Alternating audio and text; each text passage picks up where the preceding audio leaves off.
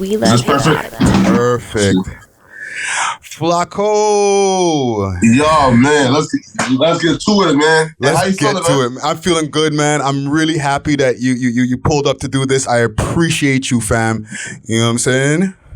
Sure. Cause I'm gonna be real. Like, I know that like people in Toronto knew me until the Saggy interview, man. After that, man, I've been getting mad. Oh my God, how you bring her to represent the city? Listen, man, like I've actually like been tapped into her content for years now, and like I ain't bring her on until I seen like her growth, right? Like right in the like how she was trying to change as a person, man. So yeah, bruh.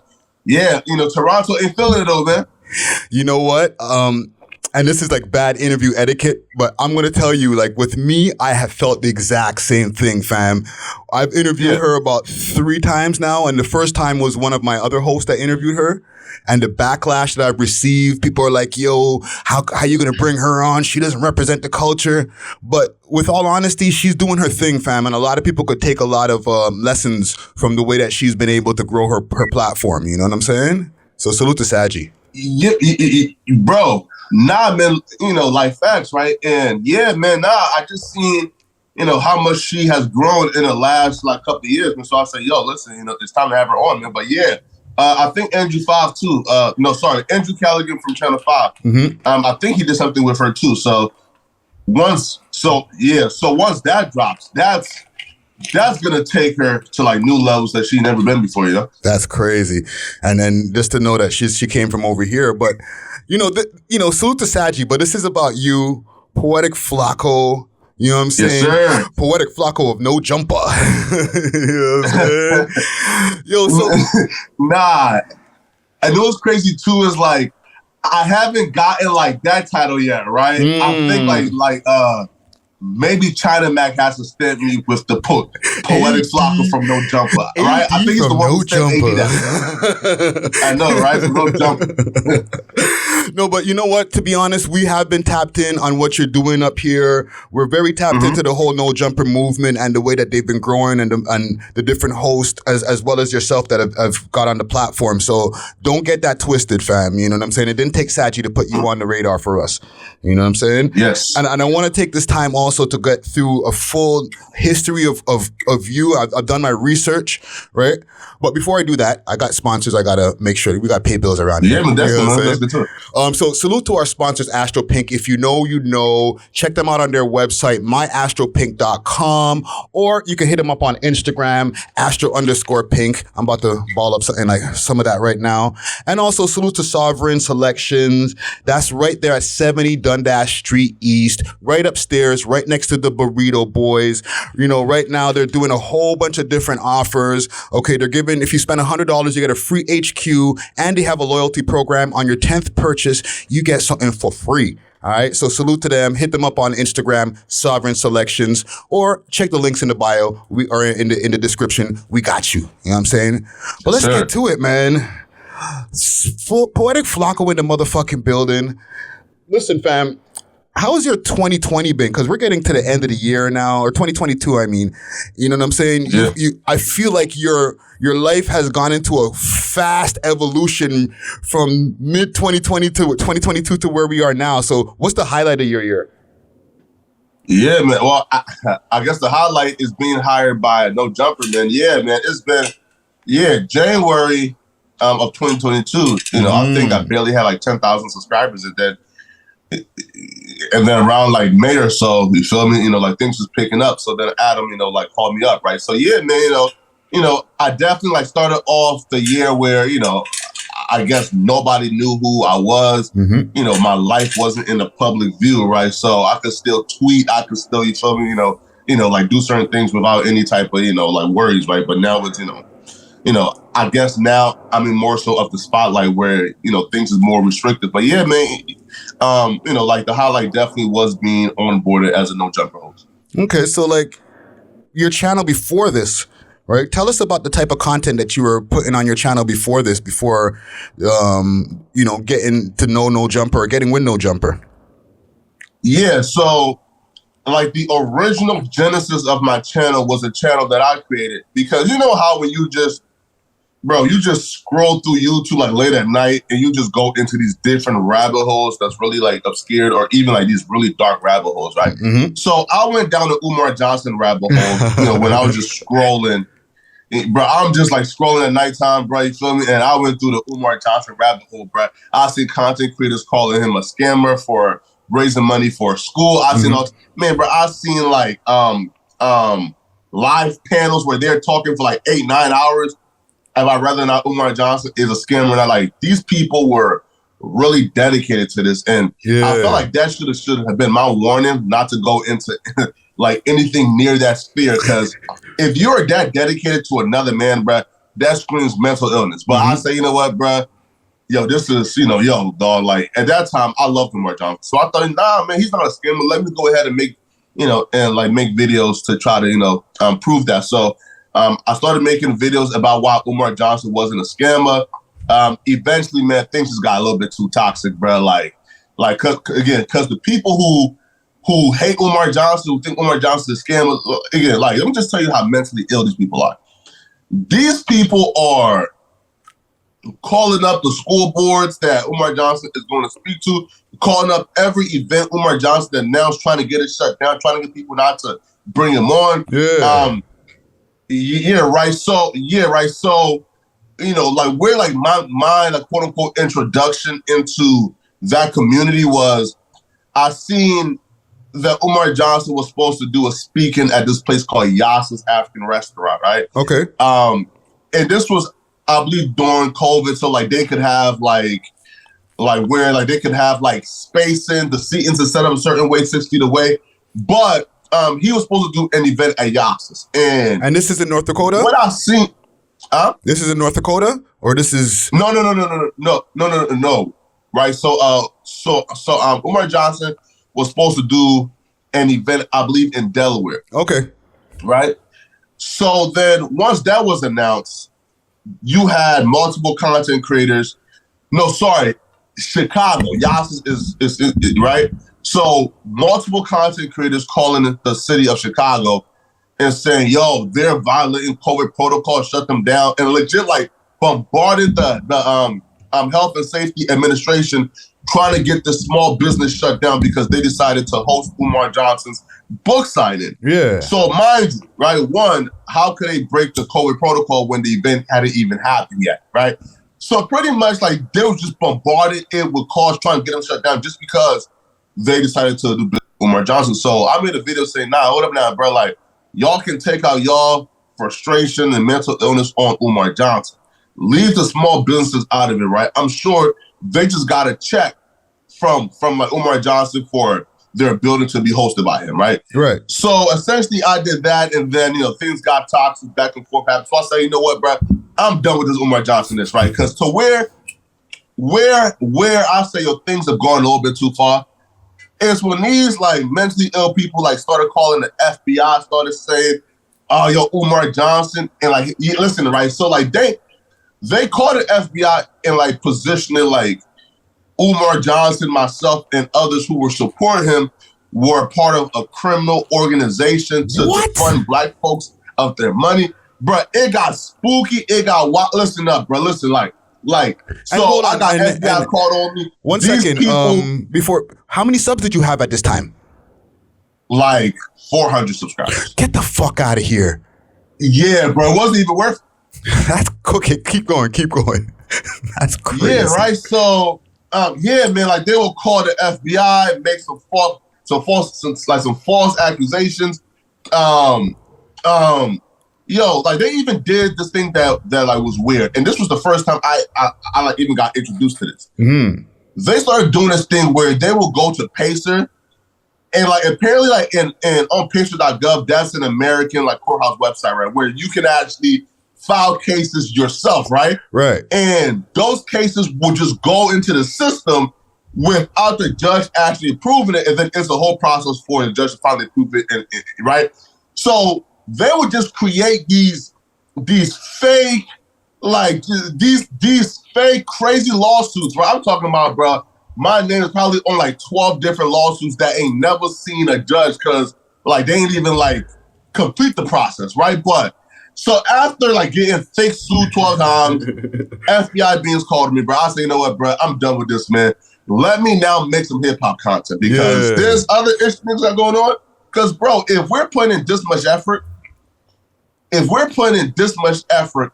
I only got 400 subscribers, again, mind you, yo, we're on live stream panels 5, 6, 7 hours a day debating right now Umar Johnson was scamming. And like after months, I only set at 400 subs. I said, you know what, bro? Like I'm putting in extreme effort for minimum payout. It's not worth it. So then, I moved on down to like like to hip hop videos, man. So so like once I moved on to hip hop videos, things picked up, So that's crazy, fam.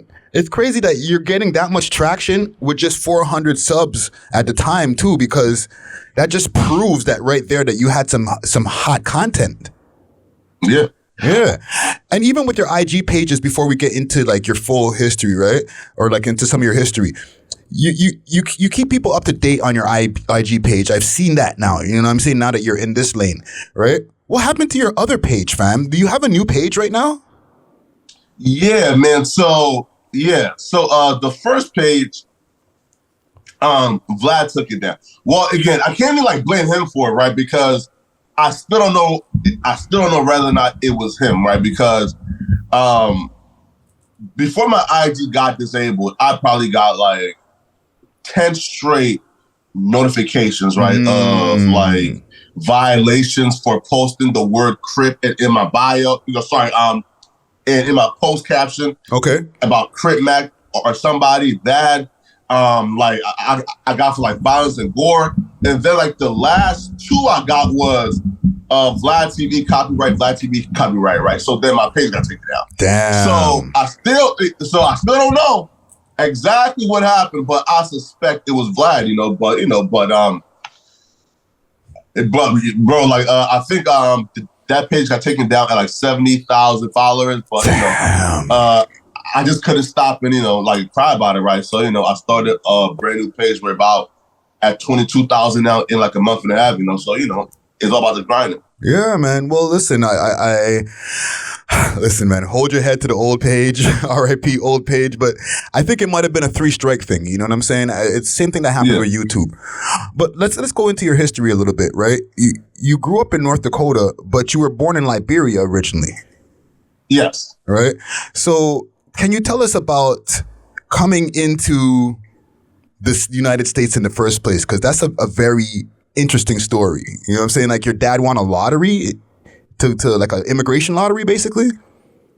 Yes. So in my country, and I think it also exists in like a bunch of other countries as well, right? Mm-hmm. There's this thing called the DV, right? So what a DV is kind of like a DV lottery, right? Where like you purchase a ticket, you put your names, in the system, and then the system generate winners. And like once you win, you now have a chance to come to the United States bar. Like you pass like the educational requirements, the like the criminal background check, et cetera, right? So he won the DV lottery, and we all got here. Now here's the thing, man. So my siblings were a little bit older, right? I think they were, like some were teenagers, some were, like early teens. Mm-hmm. But I was like really young. I was like 3, right? Like 3 years old, I think.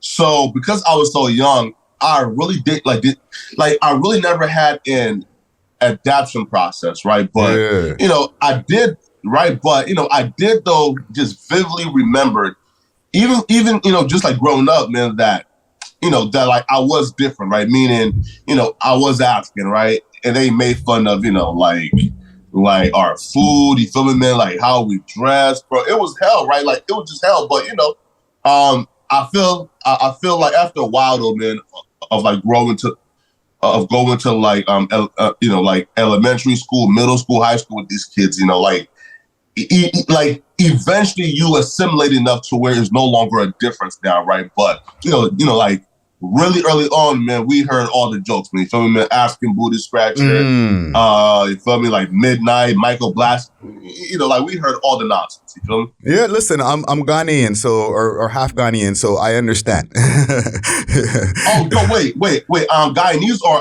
Ghanaian? No, Ghanaian. You know what I'm saying? Yo, listen, like y'all doing it right now, man. Because like I've always stated this, right? Like South Africa, became like a second world country, borderline first world, due to, you know, like due to like the due to the British coming in and kind of, you know, like getting things, you know, right? The colonization.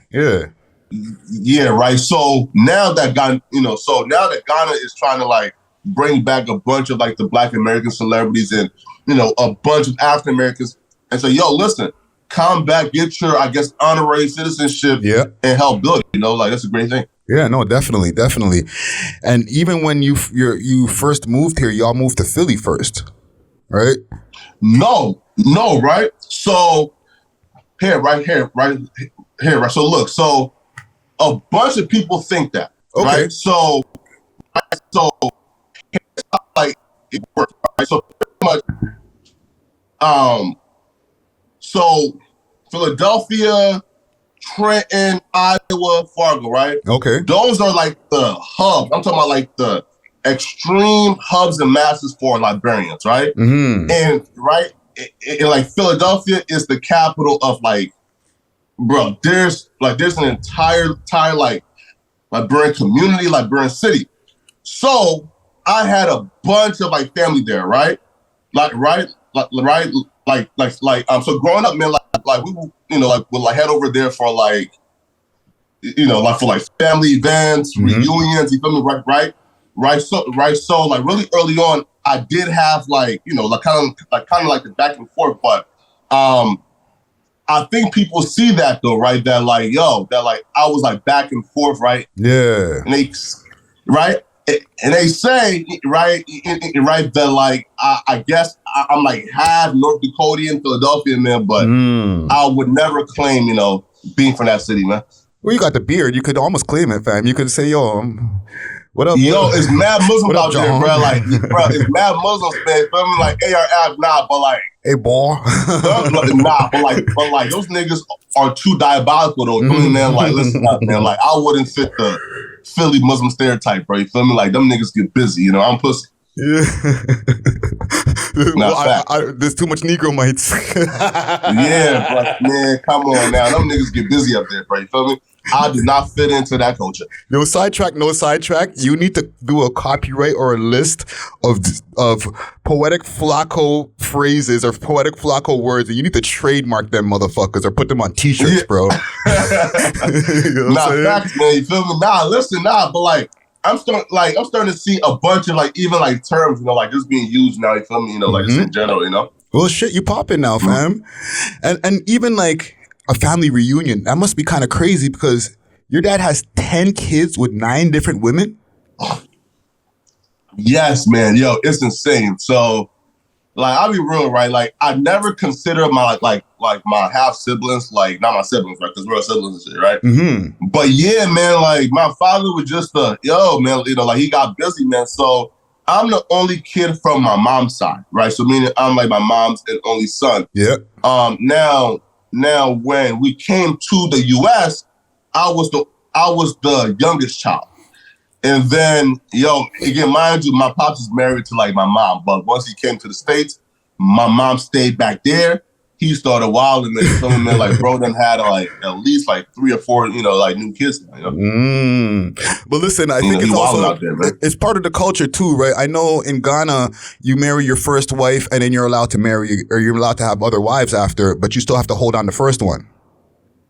Yeah, so we're a little bit different, right? Like we consider ourselves like the USA of Africa, right? Due to our, I guess due to our origins, right? So where, like we were founded by free slaves who went back, right? So a lot of like the African customs and like culture, like we really do not really like partake in it, right? Like we're like more so Americanized than anything, right? Because, like the people who run the country are free slaves. Now, mind you, right, like, you know, like the history of like Liberia, man, is crazy, right? So the free slaves, you know, left, they went back to Sierra Leone first. However, the like Sierra Leone land was not as fruitful. So then a bunch of people like died off. So then they sent a second batch and they found Liberia, right? So essentially, man, like what the history of Liberia always told me, bro, was like nobody is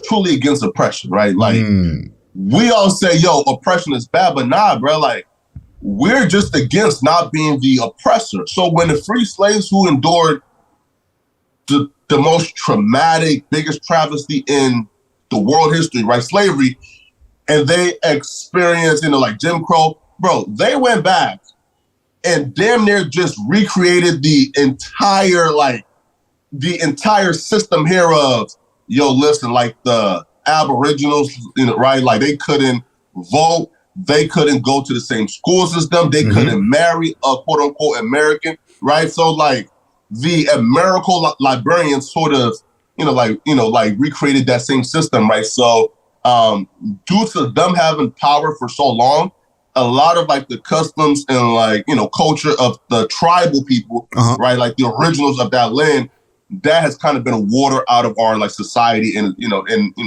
is damn near just American culture, but we speak, you know, a little bit different. That's it. Yeah. So then you guys have always been tapped into what's been going on in America, basically, from even when you were over there. Yo, and I hate that shit, right? Because, yo, these stupid motherfuckers, bro, these stupid niggas, right?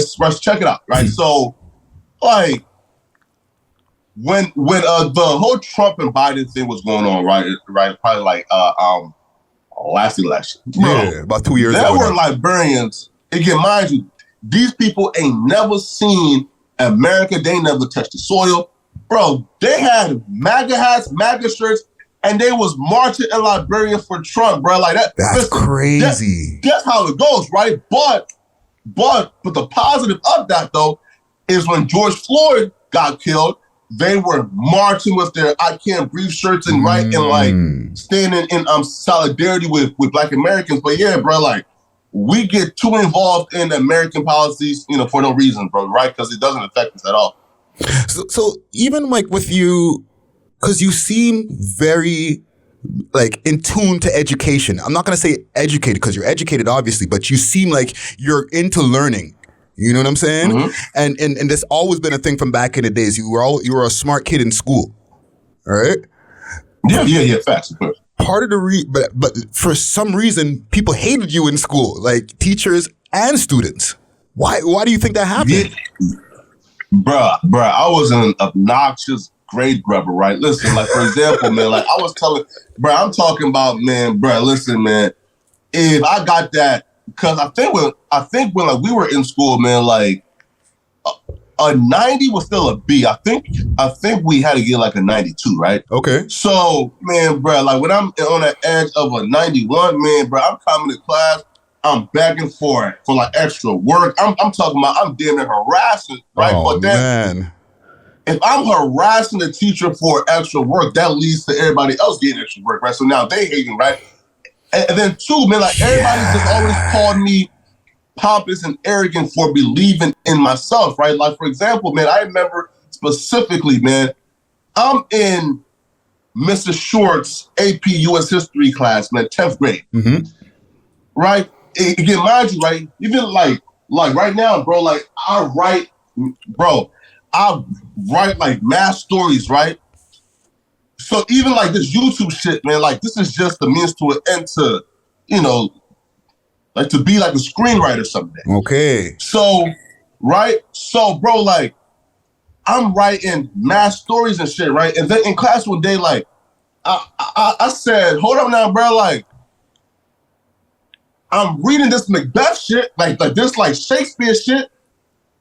This shit ain't fucking with my shit, right? Like this shit ain't no profound shit that I can't write. Bro, they laughed me out the room. Like, nigga, you crazy.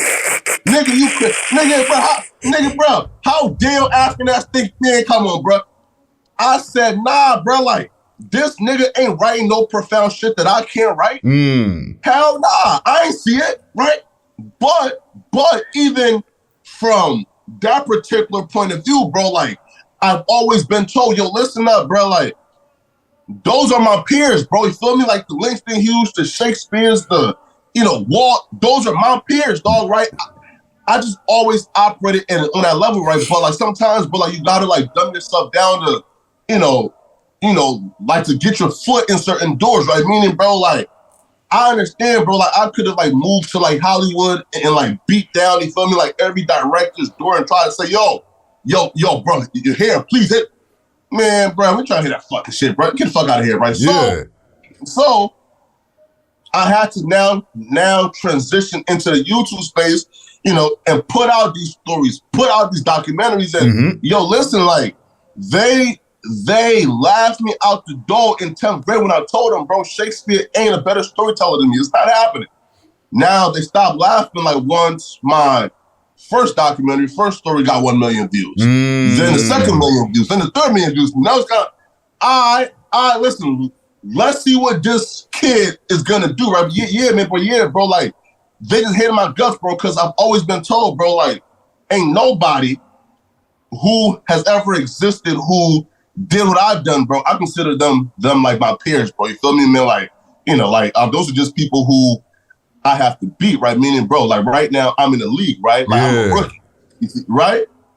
And bro, like LeVar Ball, man, like told Lonzo and them, bro, somebody gotta be better than Jordan, right? You feel me? Right? So, bro, like I took an unorthodox path.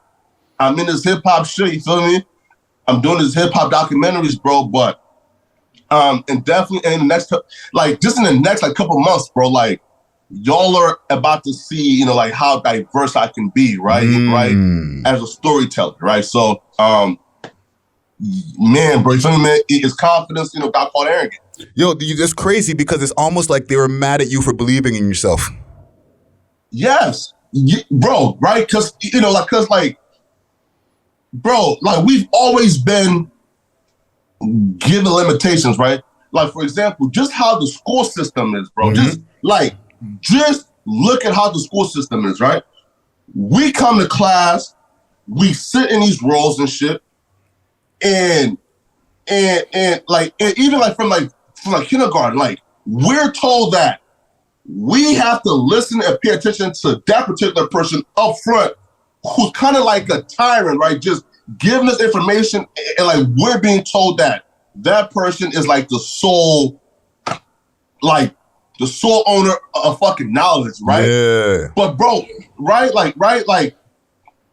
but bro, if we've been told since freaking kindergarten that, yo, you come to class, you shut up, you listen, and those who ask too many questions are deemed as ADHD, are deemed as like disruptors, right?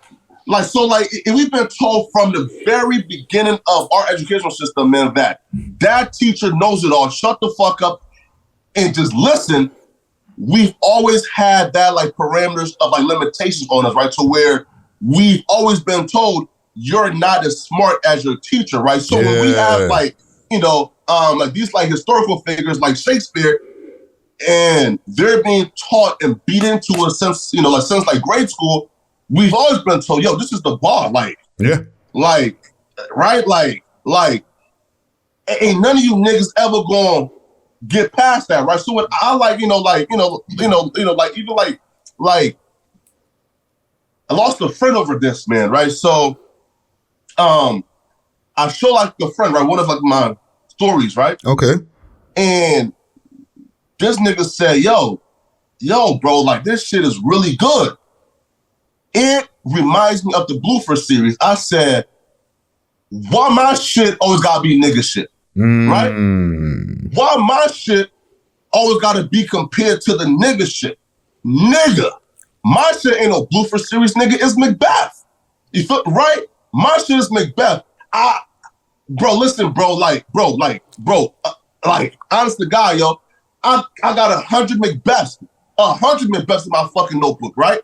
Right? But if my best friend look at my shit and say, yo, this shit is the Bluefer series, some bullshit nigga shit that we had to read what in fucking middle school, nigga, then that's somebody who don't value my art, right? So, right.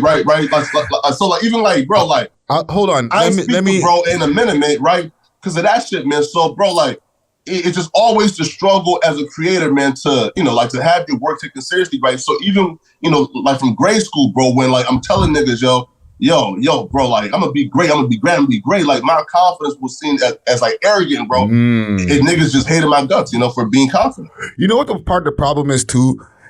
And you know, just I'm gonna give your friend a little bit of bail, right? He might not believe in you. He might not believe in us as a people. Yeah. You know what I'm saying? So he's like, well, like, think about it, fam. Y'all had a black president, but at one point in time, we used to have songs talking about that could never happen, bro. You know what I'm saying? So it's like, even making that kind of art, saying that could never happen, is just us not believing in ourselves in the first place until it actually happens. Yeah.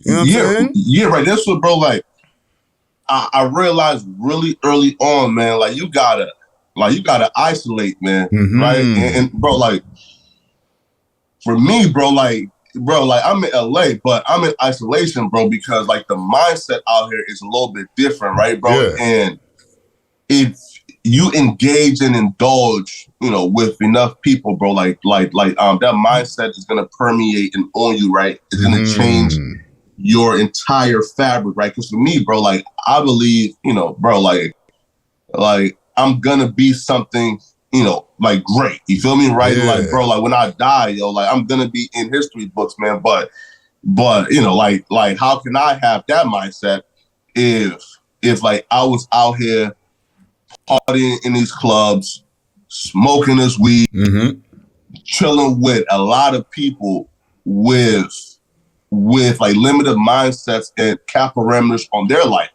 They don't believe that they can be, you feel me, on Walt Disney, right? And they don't believe that you know, that like they can be Kanye.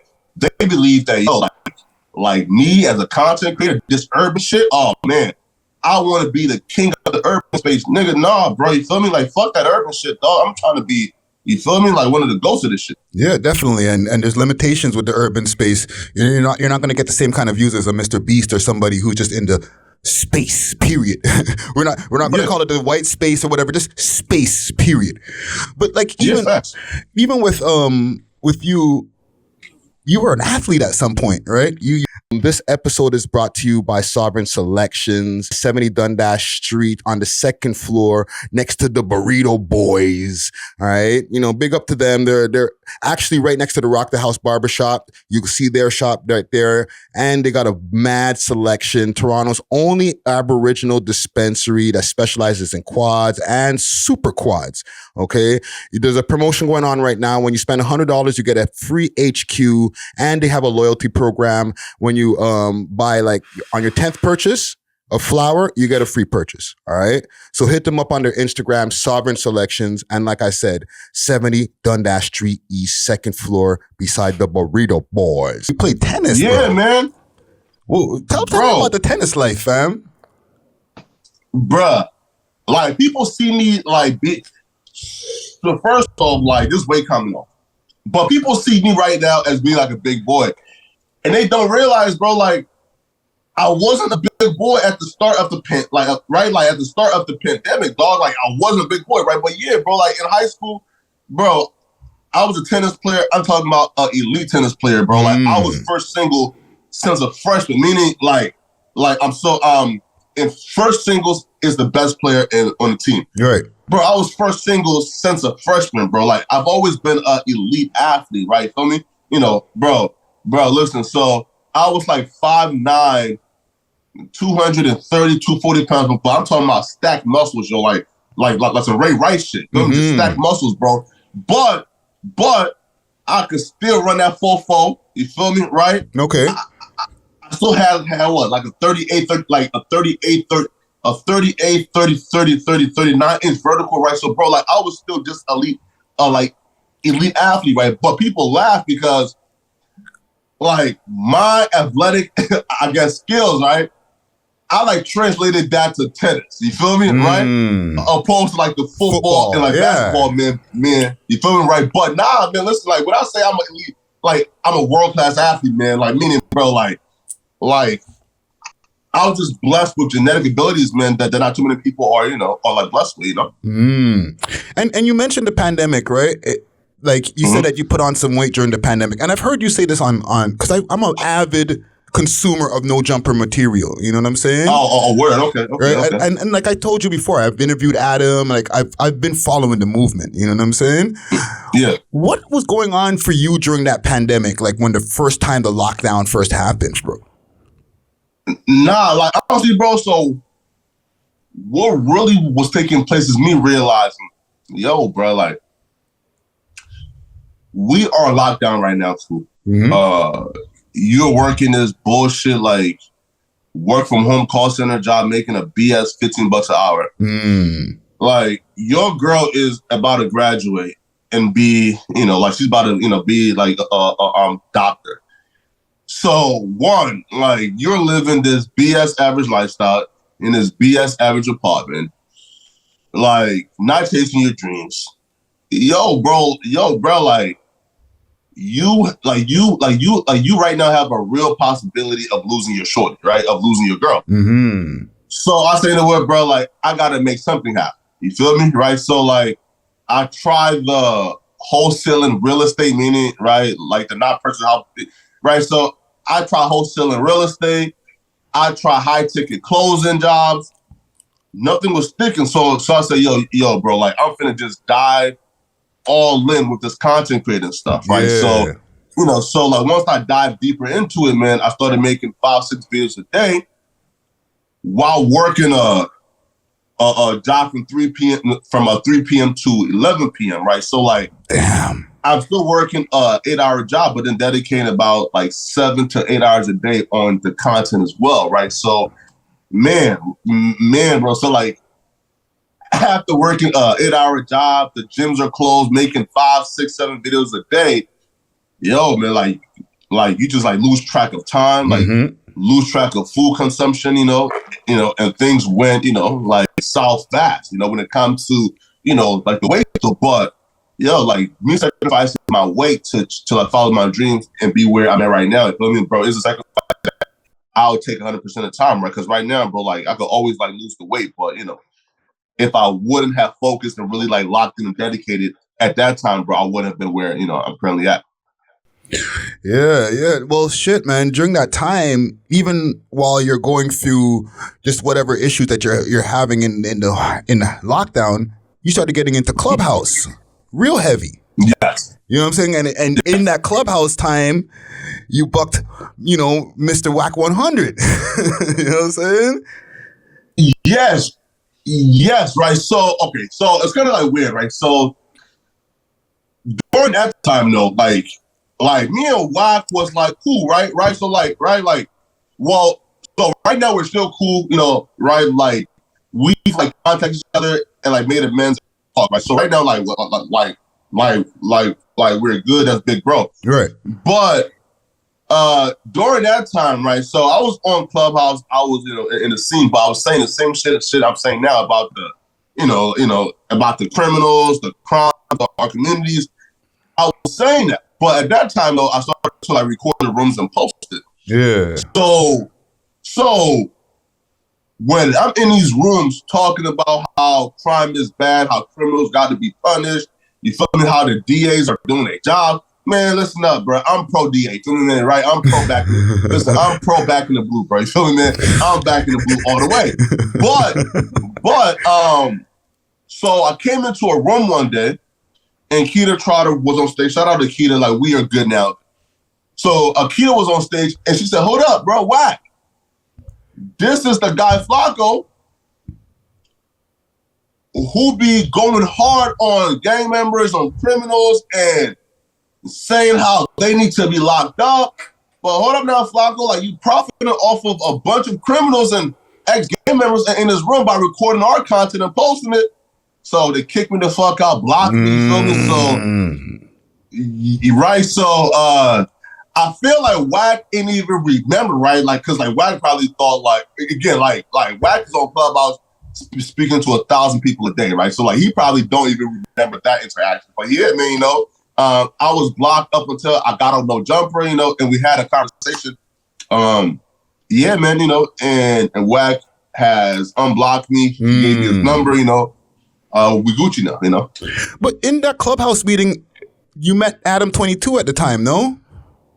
Oh yes, right. So pretty much, okay. So I meet him, right? But so at that time, I think a room called Trolls Nation was doing like a room on Adam and trying to like slander Adam, tell lies on Adam. So Wack brought Adam into the room to defend himself, and it quickly went from a room about hating on Adam to now they was dick riding, D-sucking. I'm talking about jerking off Adam. Look, bruh, I hate when niggas do that shit, bruh. Right?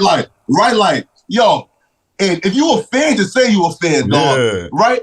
Bro, only niggas do that hating shit, right? Like, to where, yo, you a fan. Like you just love a nigga, but you feel like the avenue to, I guess, be put in the same conversation as him is the hate on a nigga, right? So these niggas, you know, was all about, you know, F Adam, and then once Adam got into the Clubhouse room, oh Adam, bruh, we knew these tweets were not it, bruh. We knew these niggas was a hate. Oh man, them old ass tweets that they was dick riding this nigga, right? So then the room went well, because they were dick riding. Yeah. And then after the room, AD was also in the room, and Adam said, no, sorry. So like somebody asked, yo, man, I'm trying to get hired, bro. How do I, you know, go about that? And then Adam said, yo, listen, man, we are looking for a lot of new hosts. So if you feel like you can be an asset, definitely hit me up via IG or hit up AD via IG. So like we can work something out. So when I heard that, I said, no more. You feel me? I said, bet. Okay, let's do it, man. So I DM Adam. And bro, and he responded back within like, I'm like legit, bro. Like, I sent it, I back out of the app, and then got like, yo, Adam 22 sent your message. Like, it was like within like 30 seconds, right? Sick. So then, you know, we going back and forth. I sent him like my YouTube link. He was rocking with it, and then I told him no. And then he asked, yo, like, where you from? I said North Dakota. Man, he ghosted me like a motherfucker, right? Adam, you tell him you're from North Dakota, and all of a sudden, he just stopped responding cold. Yeah, bro, right? Like, he just stopped responding back. Now, he like stopped responding back because I feel like, so how the process should go is like, you should, you know, like be in LA. You come through the studio a couple of times, right? Do, you know, a little podcast tour, you know, like interview here and there. And then after you show your worth, then he brings you in, you feel me, right? And then hires you. But if you're in North Dakota, and he would probably have to make a quick decision of saying, if I'm bringing you from North Dakota here, I now have to like hire you, right? It's a permanent thing type shit. So I feel like he just, you know, like at that time was just too busy to deal with onboarding and moving somebody over to LA. Yeah. So then he goes through for about 2 months. But at that time, man, my YouTube channel was growing fast. So then I hit up again saying, yo, listen, man, I just hit, I think it's like 40,000 subscribers or 30 something. Bro, I'm working. I'm trying to get put on. So then he finally responded back and said, all right, I'm going to fly you out. And I think like April 1st. And like we would just film a couple of content. I'm gonna check your vibe out, you know, and then I'll figure out, you know, exactly where, you know, like we are trying to go. So I got flown out. I was on a few other podcasts, bruh. It was like just instantly, man. Like, bro, I don't know, like, what is it about me? Like where like I just bring like a wave of like not chaos, right? But like I'm just like I just evoke like polar reactions from people, right? So yeah, bro. The chat was going in on you. Mind you, like, yeah, right. But bro, it's insane, right? So mind you, Adam brought me in for an audition, right? So the first pod I was on I think was the Tuesday. Yeah, was the Tuesday show. And that pod, man, I'm talking about how much I love academics, how much I love Fresh and Fit. And again, I'm so unaware, bro. Oh, wait, like the LA Sirens is passing by. LA ambiance. Yeah, right? Nah, so I'm talking about how much I love academics, how much I love Fresh and Fit, not knowing that no jumper audience are ops. Like they they hate those motherfuckers. Like they despise them. Yeah. So when I was thinking about that, now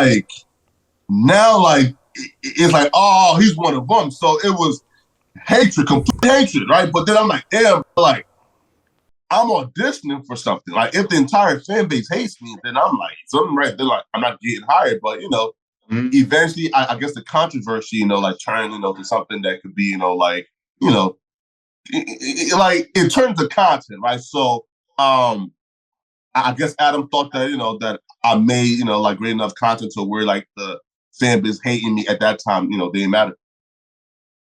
Well, there was a few things, right? Besides that, the booty shorts is what set it off. Yo, man, mind you, man, like this shit is my first season being fat, right? So like I still have a wardrobe of clothes that I'm used to wearing, but listen, man, it's called fat phobia, right? Cause yo, I see AD wear the hoochie shorts a lot. See Robbie wearing right, but nobody say nothing when they be wearing them shorts. But when Flakko wears it, it's like I'm talking about the meme pages. I'm like, what's going on, bro? So listen, man, it's fat phobia, man. Feel me? These niggas hate fat people. Yo, bro, listen up, bro. Like, listen, like regular activities, a fat person, like for example, right? If you see T-Rail just drinking a milkshake and eating a cookie, right? Just chilling, relaxing. Yo, listen, bro, like again, like you just think about it as, that's normal, right? Like, yeah. It's not even something that really like affects you. Adam can eat on stream all the time, man. It's not even a thing, man. A lot of fat niggas like me or Cry put a piece of anything in our mouth during stream. Oh, these fat niggas, man. Step away from the cookie. Oh, bro, it's like people get like legit like annoyed, like fat people doing just regular shit, legit like just oh man, bro, like it just evokes like just strong emotions out of people right now. I don't know what it is. You feel me? It's fat phobia. You might be right there, fam. Yo, yeah, man, it's fat phobia, man. With through all of that, those things started to get you that the love from the audience. It's like the love to hate you thing. You know what I'm saying? Like you started mentioning the stories, like the infamous girlfriend stories that started setting you on fire. Like, yo, what's going on? Like people wanted to know so much more about you from when you started giving them more information about yourself, fam. Bro, I'll be real, right? Like, I never understood why the girlfriend story got me so much hate, right? Because, like, why do you niggas care about, like, what I do, right? Like, why, right? But, yeah, bro, like, even now, yo, like, it's still love and hate, right? Because, bro, like, yeah, man, like, just me living my truth and telling my life, bro, like, just, again, like, I'm just like a controversial person, or, like, just my very existence just breeds controversies, right? And full of reactions. But yeah, bro, like I never understood why me telling, I guess, my life or people finding out, my particular like situation, why that got them upset, or why they were so angry, man, right? But like that kind of like sparked off there's a group of like the marks, the quote unquote nerds, right? Right? Like who aren't really into like the LA politics or like the street culture, who love Flakko, and then there's a portion of like the streets who hate Flakko, right? But like, bro, like I low-key expected it right after the first day, because the entire audience is anti-academics, right? So if they're anti-academics and people say I remind them of academics, then I can only expect hell. Well, they say that you're young academics, but then you also feel that you more got a lot of your stuff from Diamonds Live. Yeah, right. So again, again, right, folks would say that Diamonds Live got influenced by ACK, right? Mm-hmm. And so that might be it. But when I hear myself talk, and I guess like how like I pronounce things or certain like lingo I say, bro, to me that screams more Diamonds Live than anything, right? Now, again, mind you, like Akademiks was probably the most important person in my development, right? Mm-hmm. So like he kind of like gave a blueprint. But in terms of like my speech and how I speak and how I pronounce certain things, I feel like when I listen to my videos, it's more similar with Diamonds Live. But then people might say, bro, like Diamonds Live was ACT's carbon copy, right? So you sounding like Diamonds Live is just you sounding like ACT. Sounding like ACT, yeah. Let me ask you something. Now that you're like entrenched in the hip hop culture, you're a figure on this scene, right? And as you're coming up in this no jumper business, right? There was one moment that really took you to a viral moment, the 16ShotEm moment. Shout out to our sponsors, Astro Pink, always coming with that loud. Check them out on their website, myastropink.com, or you can hit them up on Instagram at @astro_pink. If you know, you know. Okay. Speak on it, man. What I want to know is what was going through your mind the next day. Like I've seen enough think pieces and I've seen enough times where you've spoken about what was going on during that time. But the next day, what were you thinking the next day when that happened? Yeah, right. So, well, one, like I realized that it was super viral when my family like called me and say, yo, like we like seeing this video, like what's going on? Because at that time, very few family members knew that I was even like making content or even like move to like LA, right? But yeah, bro, like so my mindset the day after was, one, am I comfortable with how I conducted myself and what I was standing on? And once I came to that conclusion of yes, and we found out like now that I was right about everything I said in that interview, right? In terms of like the snitching thing, et cetera, right? So, right. So if me getting backlash at that time, you know, like was just me standing up for what I believe was the truth, and then a month later, it took 1090J making a 15-minute video breaking down why I was right about everything I said at that particular time with the yo, bro, like why bring somebody on and like interview them about somebody snitching, knowing like that title as a snitch can really destroy somebody's life, and you said they never gave you any paperwork to show like that man snitch, right? So again, mind you, if you were an interviewer, bro, and somebody contact you and say, yo, listen, man, I'm trying to do a hour and 45-minute interview on why person A snitched. Right.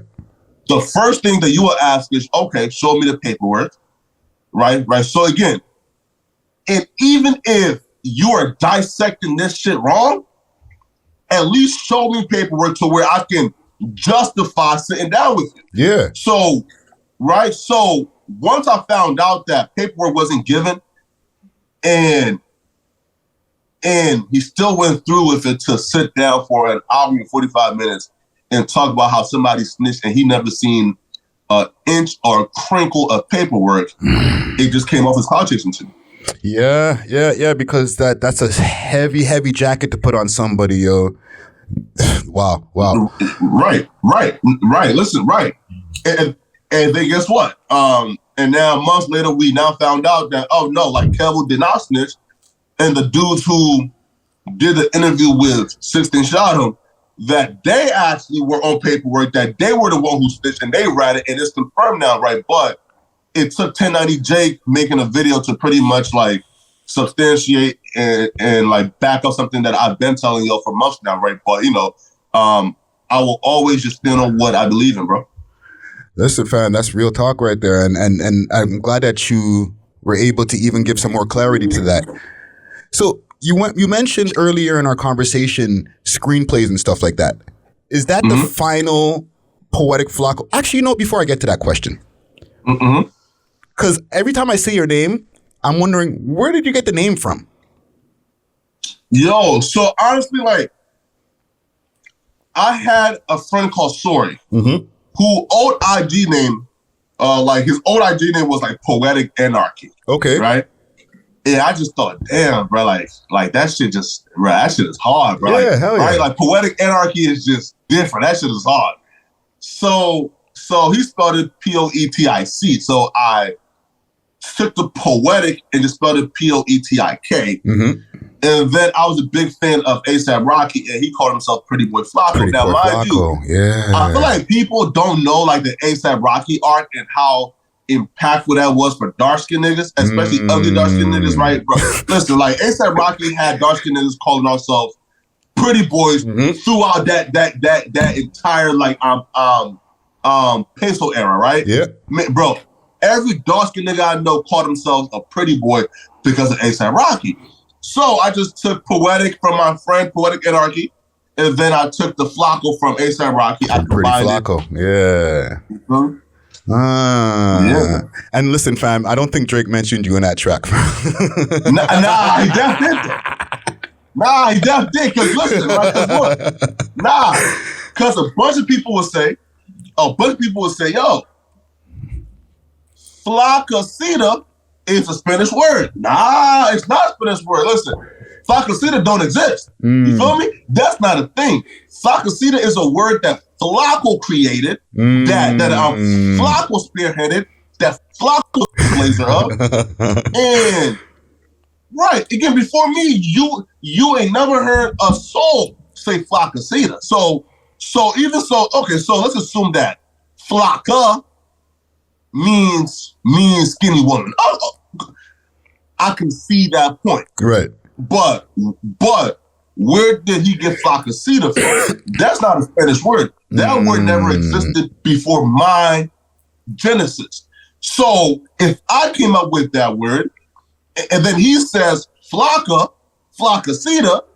again, he says my name, and then says Flakko, come on, bro. How could he not have been talking about me? And then two, the entire concept around that bar was everything that the public have been saying about my very public relationship, right? So come on now, bro. Like, again, also too, Lush homie, who's Drake's like boy, and he responded back to Lush's, right? And he sent Lush a DM like, yo, tell Flakko Drake was talking about him. So again, hey, listen, look.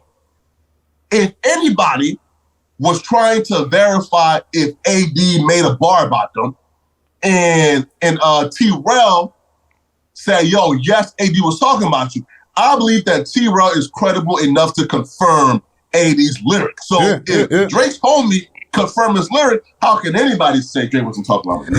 Listen, fam, I'll take it back because I'm also on record saying that because Drake watches everything, right? He's taking stuff from us too, you know what I'm saying? Hell no, If look at Oppie outside, we made up Oppie. The We Love Hip Hop Network, the man's on our guys, our host, when we have our little conversation podcast, we made up the word Oppie. And I asked the niggas in the audience, yo, people been saying Oppie, and they're like, nah, that's y'all. Y'all made up Oppie. And then all of a sudden, I hear the song, It's Looking Oppie Outside. And I was like, well, wait a minute. There's actually three times on record. There's 3 times on record that he's taking some sauce from us. But I'm not. It's not about us. nah, bro, and that's why Drake is so impactful, bro. Cause like folks don't understand, bro. Like for somebody who's worth $1 billion right now, cause mine should again, bro. Make no mistake about it, man. He worth a billy, right? Right? Break out his billy. For somebody to be worth a billy and to be so tapped in with the trenches of the internet and know like every new term, every new slang, like what's popping, who's about to be hot. That's just dedication, bro. You feel me, right? So yeah, man, bro. You know, again, I don't doubt it, right? You know, I don't doubt it, man. You know, like he probably, stole that from y'all, man. But he for sure, absolutely, you feel me? Got that shit from me, bro. Well, he watches both of our platforms, so let us know in the DM. Send us a DM and let us know finally, Drizzy. You know what I'm saying? Mm-hmm. But back to the question, even with the screenwriting and stuff, right? Mm-hmm. Is that the final Poetic Flakko picture, or do you even see a bigger vision than that? Man, so the goal is, man, listen, the goal is, man, to get the YouTube bag, start a production company, ghostwrite a bunch of films, and disappear. Meaning, bro, listen, like, as soon as I start this production company, man, like, bro, I'm ghost. Meaning, bro, listen up, man, like, just translate YouTube to my production company, write these films, get it out there, man, and just go ghost, right? So, that's my final arc, man, right? It is to have this production company and produce movies, bro. Like, I feel like the hip hop commentary is cool. I love it, but there's definitely like a cap to this, right? I mean, like, there's definitely like we're put in a box, man, that's gonna make it difficult for us to do anything else, right? So, it's cool. I love connecting with the fans. I love giving my opinions about hip hop, man. But like after a while, bro, like how much opinions can I have about the same rappers just in different bodies, you know? Yeah, that's real talk right there. No, man, I feel like you've been able to make it not even a short space of time. From the story that you've told us right here, you've been grinding for a minute, and the now the blow up part has been fast, but the grind has been going on for a while. Just like everybody, fam. You know what I'm saying? Yeah, man, bro. Right, but bro, like I'm the only bro. Like think about it, man. Like, yo, like I just always done whatever I set my mind to, bro. Like I'm thinking about it, man. Like in like high school, man. And I did mock trial for like 2 years, right? In the 11th and like 12th grade, man. And can you repeat that again? Because it cut out a little bit. Yeah, right. So in high school, right? In the 11th grade, right? So I did this thing called mock trial. So what mock trial is like we are given a case. Okay. And pick to be the defense or the prosecutors. And then we go to like different competition and actually put on an actual trial, right? So like I was a stuttering kid, and the thing is, there's like, yo, listen, Flakko, like you stutter, just be a witness, right? Come on, blah blah. I said, hell nah, bro. Like I would be in. So me having a stutter, bro. I was an attorney, and bro, like I think I won.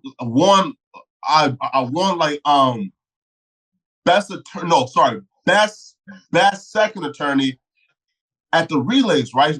Like so when that happened, bro, it's like, damn, yo, like you a stuttering nigga who had to be a freaking trial attorney, and not only like did you survive that shit, right? But you actually was one of the best at the relays, right? Like so, like when I see like shit like that, bro, like this is what like the first instance to me where it's like, yo, bro, like. If I put my mind to anything, bro, I can do it, right? But even how that ended, bro, like taught me a lesson of, yo, like I'm gonna have like a steep hill to climb, man, like after this high school shit, because at the mock trial competition, right? So we like advanced past our group, past regionals, past conference, right? We went to state, and our first competition at state, it was me, my boy Sori, and one female called Naja. And we went up against a team of all three white girls. And bro, like, the trial starts, bro. But listen to me, man, we bodied this shit, right? Because like we were like mad flamboyant. I'm talking about like we were out there, like we owned the courtroom, right? Mm-hmm. And these three white girls came with freaking papers in hand, reading like just legit, bro, reading off their cross-examination, like from the paperwork, like, is it true that you did this? And we had no paperwork. We was off the dome. I'm talking about owning the courtroom, and then at the end, a panel of all white motherfuckers gave the W to those three white girls. And wow, that was the first time where I said, all right, bro, like, I'm a def have to make sure that, bro, like, whatever I do, bro, like, I outwork niggas and outperform niggas to a point where there is no doubt and there is no cheating me. And if I end it, it's going to be clear and blatant as day, right? So, yeah, bro, you feel me? Right, you know, mob trial was my thing, man. Yo, fam, that's a sick story right there, and it's a learning lesson right there. Even from like from what you learned from that and everything that you've been going through and like, you know, that you've been achieved. What's one piece of advice that you can give to other content creators out there who are on the come up? Yo, bro, just just keep going, man. You feel me? Like, cause honestly, bro, like, there's there's certain people who do YouTube or make content, and from day one, man, like they just, you know, like if their first video reaches a million, a million views, and now they're out of here, right? But there's other content creators who got to start off from no subs, and they gotta like make videos that get 50 views and 25 views, and bro, like being a content creator, man, we are just wired differently, right? Meaning like we have a couple of screws loose, right? Because if you start off a platform from zero and you drop a video and each video is getting about 1 view, 5 views, 10 views, and that don't discourage you and you just keep on dropping videos, bro, like you can win at anything, bro, if you just like stay consistent, right? Because if you can keep pushing after seeing like these like videos and these like pieces of art that you spend 5 hours to 6 hours editing and making, and you put it out and that piece of art got 10 views, and like you like go back tomorrow and still waste another 5-6 hours and still drop it, right? But after a while of just having that mindset of like not stopping, yo, it's gonna pay off, bro. Like, for example, man, like I always say this though, right? There are creators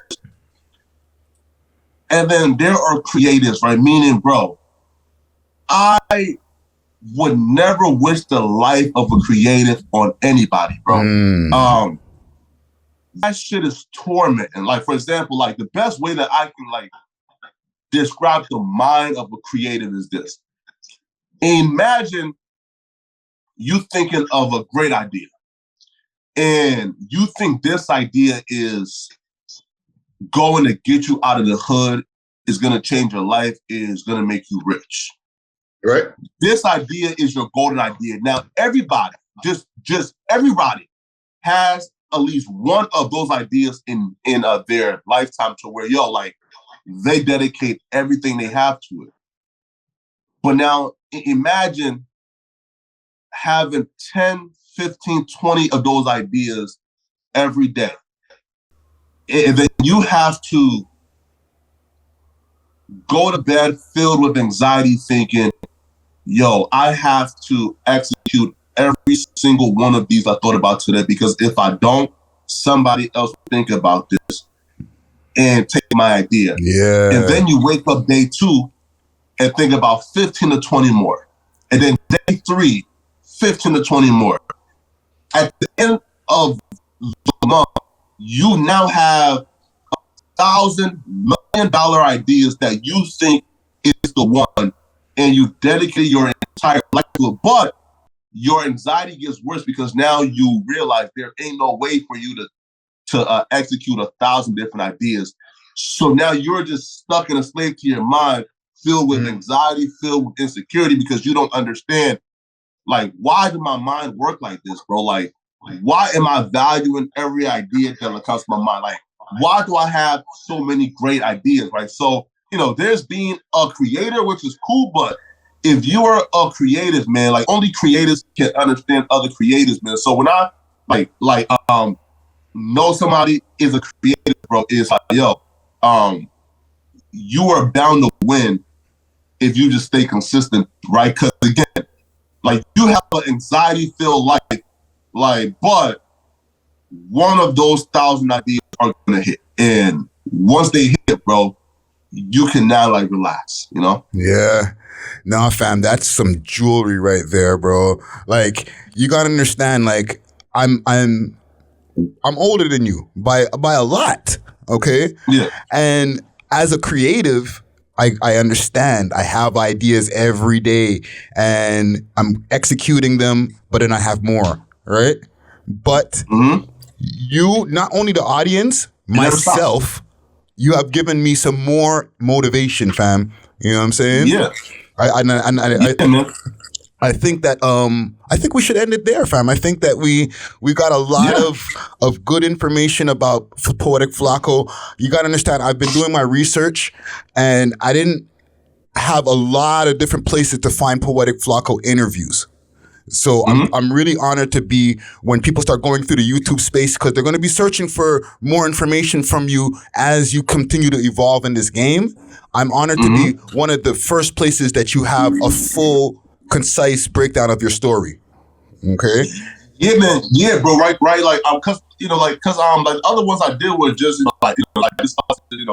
this, just like I'm talking the shit, right? But also too is like, bro, I ain't gonna lie, man. Like, the Toronto music scene, man, y'all have let me down, bro. Right? Tell me why. Right? Cause look.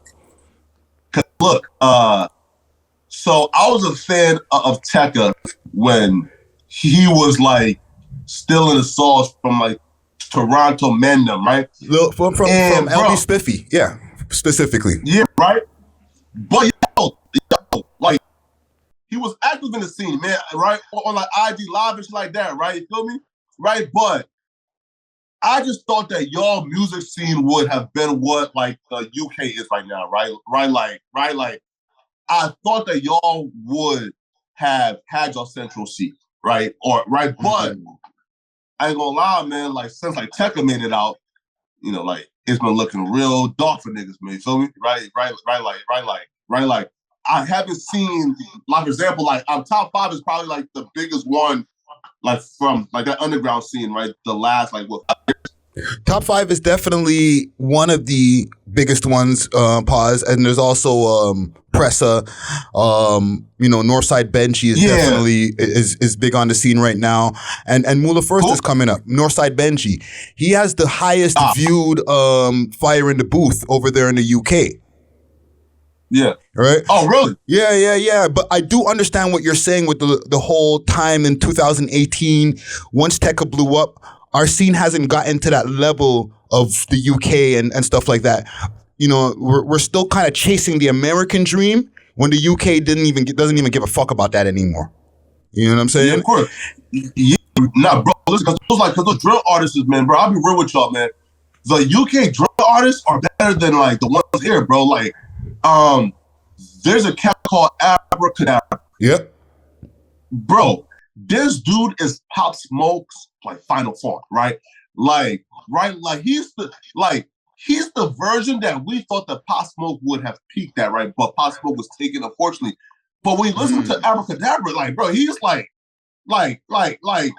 and he's like Pop Smoke times 5, right? So like, when I see like guys like him in Central C, I said, damn, bro, they've taken their entire identity. Now, do you think that Tekka is responsible for that, right? Because he took the sauce, and it looked like he sort of just, I guess, moved on, and like I really don't see him like mess with the.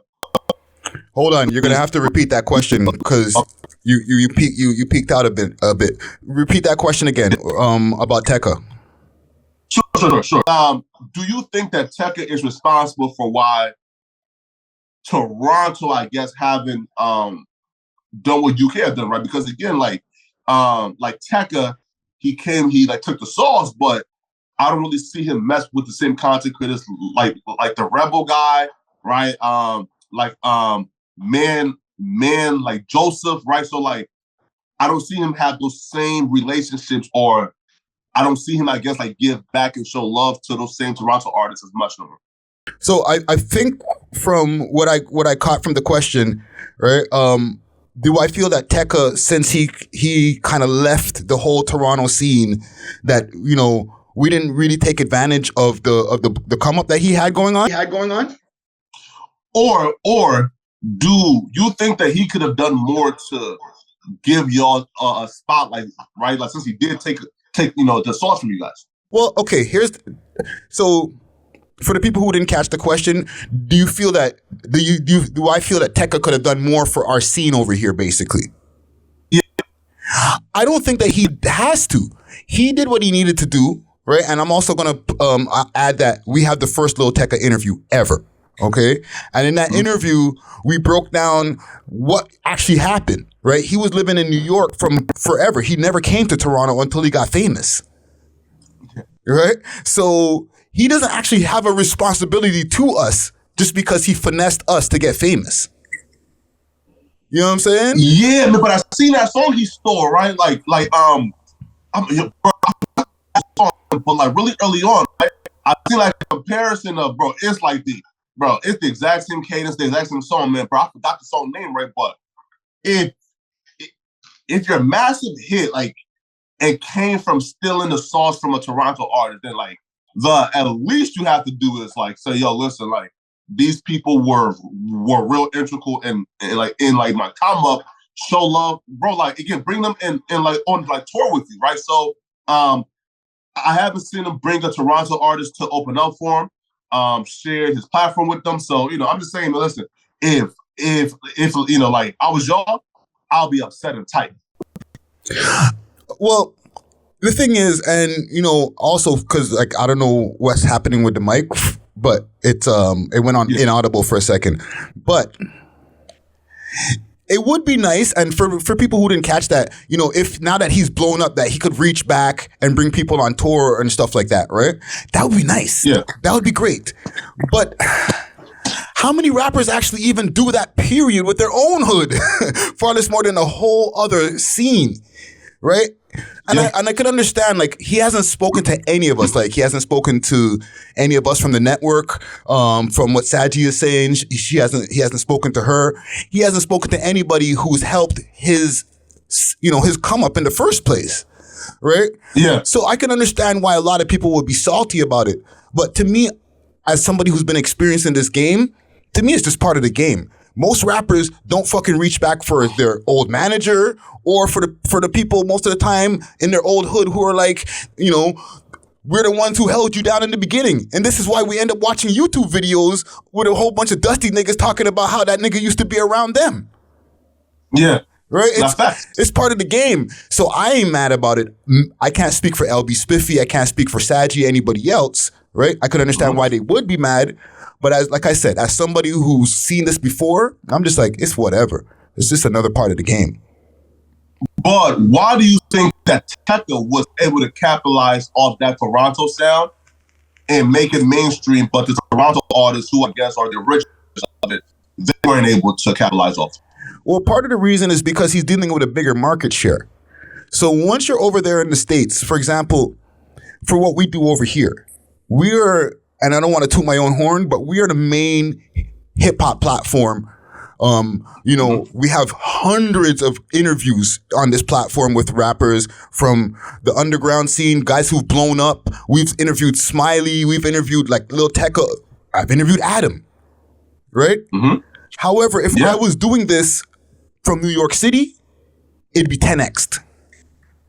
Yeah, not fast. right? It's just a whole part of our scene hasn't been able to build an infrastructure where enough people out here are consuming the material where we don't have to go outside, right? We got 30 million people in Canada, in the whole of Canada, and most of them are living over here in Toronto, right? You got 30 million people who live in California, my nigga. Yeah, facts. You know what I'm saying? So we're dealing with a way smaller market share, and to be honest, it don't hit the same until people see us on the other side of the border. Look at Drake. Yeah, yo.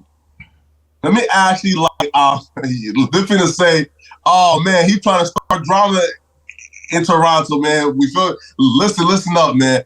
I was just curious. You feel me? I ain't trying to start no drama in Toronto, right? But bro, listen, man, like if I jump in, I'll be like this is But you've been fucking with Toronto for a while, right? Like you've been tapped into the Toronto scene. So give me like 3 artists that you fuck with from over here.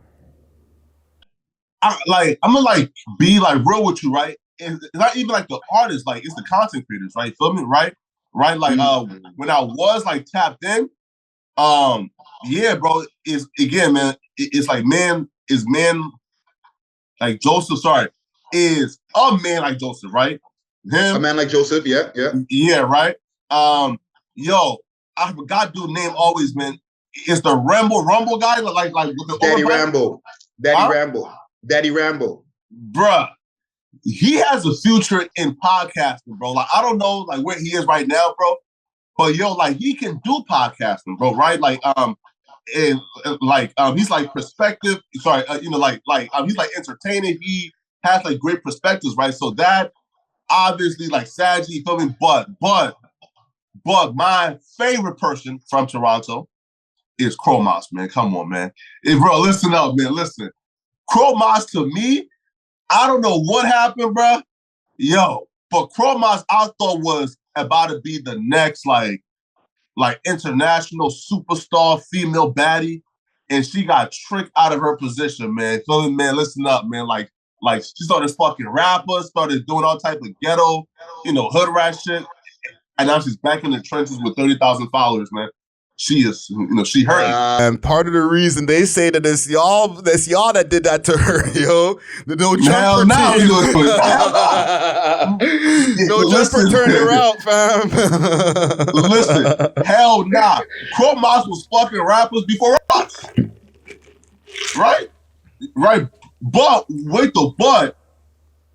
Chromazz still has a chance to get back popping again, bro.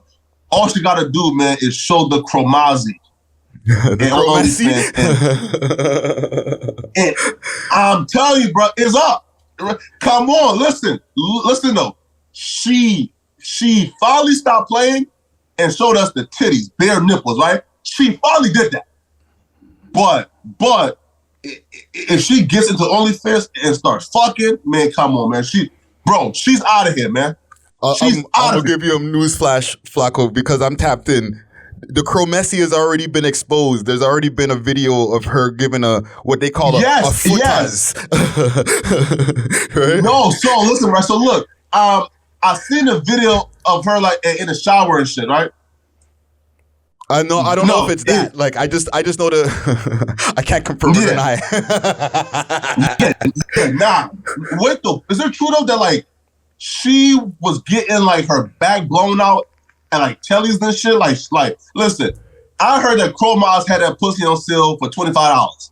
Is that true? I don't know, fam. To be honest, like there's a lot of shit that goes on around about her.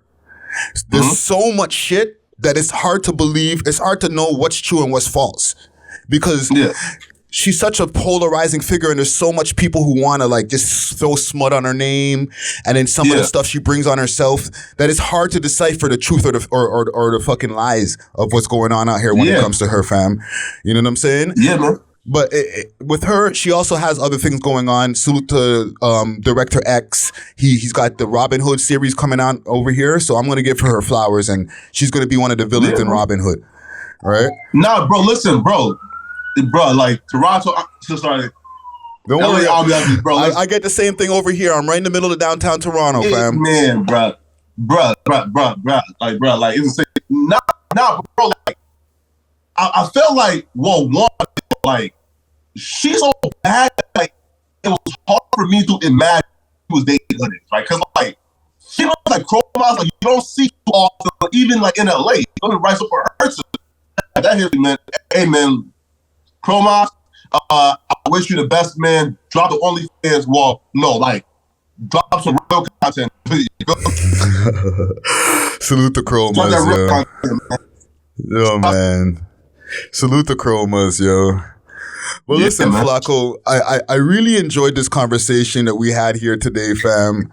I feel like we got a concise Flakko interview here. And I will be in LA in 2023. You know what I'm saying? I'm gonna pull up on y'all over there. You know what I'm saying? I've spoken to Adam a few times behind the scenes about, you know, when I do finally get through the border and get over there. So I definitely look forward to making sure that we have this conversation in person. You know what I'm saying? Man, bro. Nah, bro. Like, not because like I think like I like mentioned you too. Like, no, I think I like sent you a DM on my ID because I thought you was in LA, right? Mm-hmm. I was trying to invite you on, right? But you wasn't in LA, right? But nah, bro, once you get here, you know, let's make content, man. And anytime you guys ever need any information about the Toronto scene, holler at me. If I don't know, I know somebody who does know. That's how it works out here. You know what I'm saying? Yo, bro. I need that. Listen, man. I need that. A man like Joseph interview, and then Daddy Rumble, man. Feel me, man. Listen, man. I need that, man. Feel me together. Listen, they watch, so I'm sure they're gonna contact you as soon as they see this. But I'll let them know before. You know what I'm saying? You'll be seeing them right there in your DM, like, "Yo, I watched You Love Hip Hop, and I heard you were looking for me." Yeah, man, nah, bro, like. Nah, man, right? Because, like, I feel like those two are really, like, integral in the history of, like, Toronto's content creation, you know? Shit, man. You know, I'm like, you're going to give me some ideas, bro. Well, listen. Give us your, not even just your social medias, because people already know where to find you when they just type in Poetic. But where else that you want people to find you, fam?